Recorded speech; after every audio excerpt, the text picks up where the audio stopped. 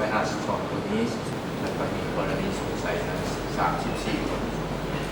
สำหรับคนตรวจแรงงานลาวแรงงานจีนแรงงานไทยและก็ผู้เข้า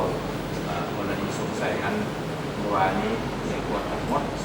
252นั้นหมายความว่าพบผู้ติดเชื้อสัญญาณโควิด-19หรือว่าวันที่31พฤษภาคม2023นั้นพบเชื้อใหม่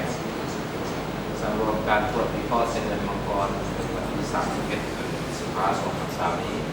ได้เก็บตัวอย่างทั้งหมด7,180 ตัวอย่างใน 7,180 ตัวอย่างนี้พบผู้ติดเชื้อ